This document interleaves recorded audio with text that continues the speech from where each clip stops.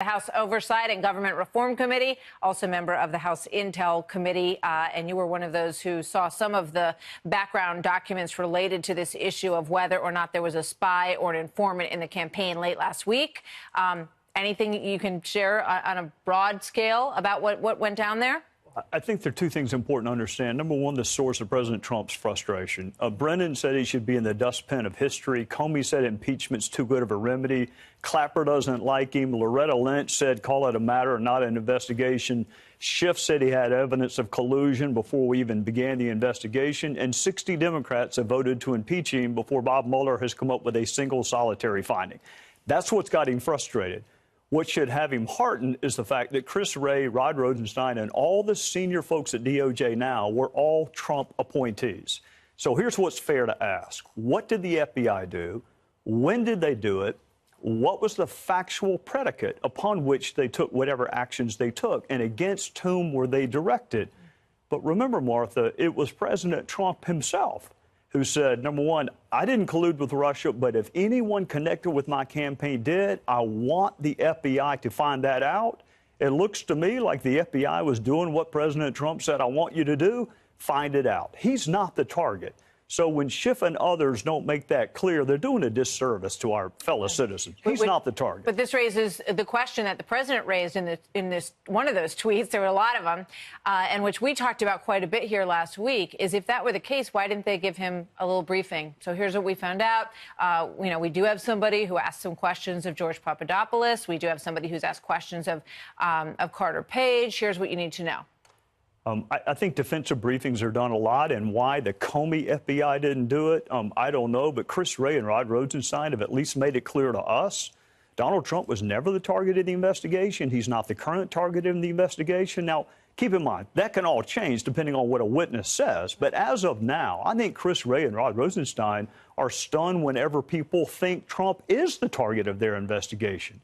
I'll leave it up to them how to brief the president or how to brief his lawyers. Was that point of view that you're talking about right now, was that strengthened when you went into this briefing last week? Yes. I am even more convinced that the FBI did exactly what my fellow citizens would want them to do when they got the information they got, and that it has nothing to do with Donald Trump. All right. So given the things that were over here on your right hand, all the frustrations, do you think it's problematic the way the president is tweeting about this all the time? Because he feels like he needs to vent. He's got to get his message out there. Is it legally problematic in your mind what he's doing? I think anytime you create prior statements, you give Mueller or other folks a chance to question you on them and ask what was your factual basis? Why did you say that?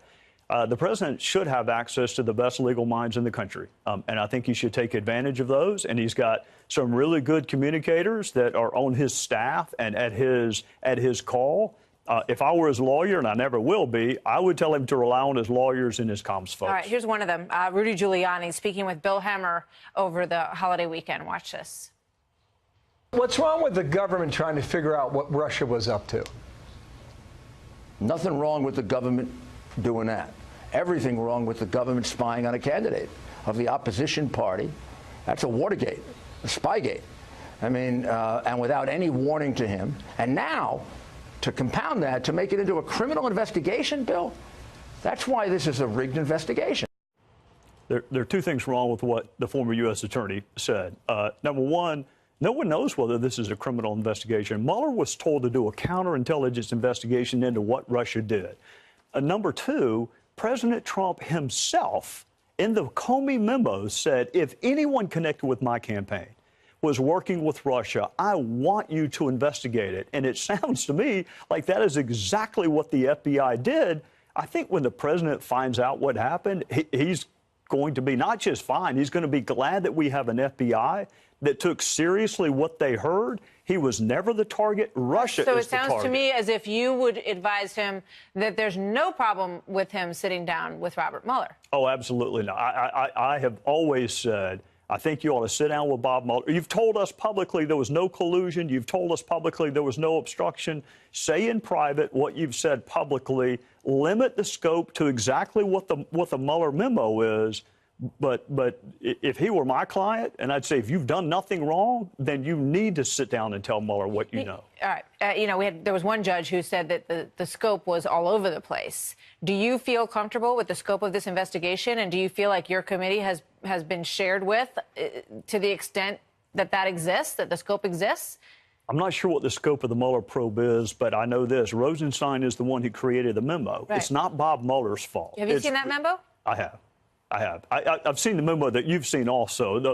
The other memo some of my colleagues want to see is a more narrow, the one that basically says investigate Russia and anything related to it. And as a throwaway line at the end, and of course, if there's any criminality, look at that too. I mean, we run towards the criminality, but I would think everyone would want to know what Russia did. So I mean, with whom, if anyone, is the second part. The first question is, what did Russia do? We'll see. Trey, thank you very much. Yes, good to see you, Congressman. Okay, so Trey Gowdy is one of the people who has seen the documents. He's read them. He's also been briefed in the classified briefing and is saying that he doesn't have a problem with what the FBI did as far as an informant in or around the Trump campaign. Here's the president last night. So how do you like the fact they had people infiltrating our campaign? Can you imagine? It was President Trump himself who said, number one, I didn't collude with Russia, but if anyone connected with my campaign did, I want the FBI to find that out. What worries me beyond the Russians themselves or the collusion issue, but the president's willingness to kind of make broad-based ad hominem attacks against the whole integrity of the FBI. So what about this and where we stand and the Attorney General Sessions comments, all of it? Let's bring in our panel. Byron York, Chief Political Correspondent of the Washington Examiner. A.B. Stoddard, Associate Editor at Real Clear Politics. And Guy Benson, Political Editor, townhall.com. Also on radio with Marie Harf, who I guess right now is holding down the fort. She is. Okay.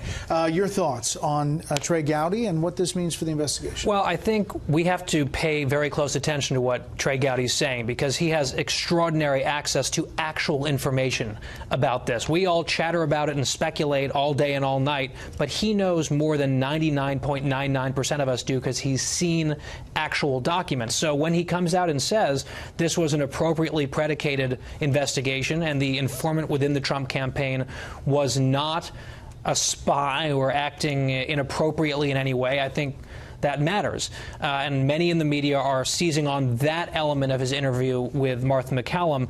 But the quote also, to me, that sticks out, he said, quote, it has nothing to do with Donald Trump himself. That is significant. If Gowdy's saying if there was this informant, which there was, what he was examining was not targeting the president, that matters. Byron, that's true. I mean, as you look at the coverage around the horn, the second part really got chopped off all day today. First part got ignored. The second part, I think there are a couple of reasons to explain this. One, Trey Gowdy, as a federal prosecutor, I think has more trust in the Justice Department than Devin Nunes does. I think it's pretty clear there. We should point out that we haven't heard from Devin Nunes. He was out and about and talking a lot until that briefing. And he has not talked about the briefing. There are other people who are in the briefing who have not talked about it as well. He is not the only one. But I think the important thing to remember is the House was trying to get documents about this informant. They were trying to say, for example, did the informant give reports to the Justice Department? If the informant talked to George Papadopoulos, did he write it up? Did he give it to the Justice Department? The fact is they haven't seen that stuff yet. So the Justice Department can say, we followed all the rules, everything's great, don't worry about it, we did it by the book, but the House hasn't seen the stuff yet. The other question is, if the president-elect is getting classified briefings as president-elect, why is he not in the loop if it had nothing to do with President Trump? Why is he not told what the informant is trying to do about finding any Russia connection in those briefings? One would think that he had briefings along the way. He was briefed. The Hillary Clinton campaign was briefed. They were told that this was happening. And that this, look, people are questioning Trey Gowdy's, they're impugning his integrity, his motive here today. We're not. We're talking about it. But I'm talking about his critics here. I'm talking about people calling him a phony, saying he's covering up for a corrupt FBI, because in the fever swamps and in tribal battle, people want to paint this like he's a secret Loretta Lynch, Hillary Clinton, Obama partisan fighting to cover up a corrupt FBI. He is doing this because he knows that what President Trump is doing is what Senator Warner describes. He's launching an assault on the intelligence community and the law enforcement agencies that we depend on in this country, and he's doing it knowingly. What is Rudy Giuliani running around telling reporters in town? The president thinks this is working. He's branded it Spygate. It's working.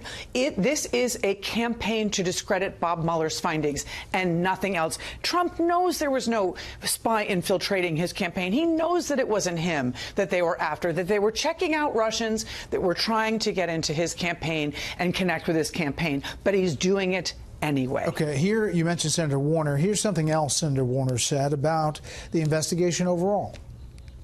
People have kind of got exhaustion from the day-to-day back and forth of this story. I think the American public will be tired of it if this is not wound down in this calendar year. I mean, I think that's significant. He's part of the Intelligence Committee that was looking into this, who was really aggressive at the beginning and seems to be kind of saying, we got to wrap this thing up by the end of 2018, whether it's before the midterms or after. Basically echoing the vice president from a few weeks ago, urging Robert Mueller to get this thing finished up soon. And I think it makes sense on some level. Investigations don't need to be unending and forever, which seems to be the standard that some Trump critics want in this case. It's a cloud that continues to hang over him. If the point is to prevent the Russians and other hostile powers from influencing our elections again in the future, as they attempted to do in 2016, it would be nice to know what happened before the next election. So what Warner said there, I think you're right, is significant. A Democrat saying, okay, let's go. The other story, obviously, the New York Times had this story. Not a surprise to some people that the president may have said, why don't you get back in the game, to Attorney General Sessions on his recusal. Here is the president on tape, and also Trey Gowdy weighing in on this. Sessions should have never recused himself. And if he was going to recuse himself, he should have told me before he took the job, and I would have picked somebody else. If I were the president and I picked someone to be the country's chief law enforcement officer, and they told me later, oh, by the way, I'm not going to be able to participate in the most important case in the office, I would be frustrated too. Byron. I think the sound you played from the president was from July of last year. Yep. He's still mad about it. I mean, and he's always going to be mad about it, because he believes that the grounds that Sessions used to recuse himself were knowable before Sessions was even appointed Attorney General. And I think when Trey Gowdy said, hey, maybe the Sessions could have said, wait a minute, I'll have to recuse myself from this extremely important case. President is clearly still mad about it, but frustrated because the chairman of the Senate Judiciary Committee, who would be responsible for confirming a successor as Attorney General, has basically said to the White House, I think we're busy. I don't think we can confirm another Attorney General. Thank you, God bless you, and God bless America.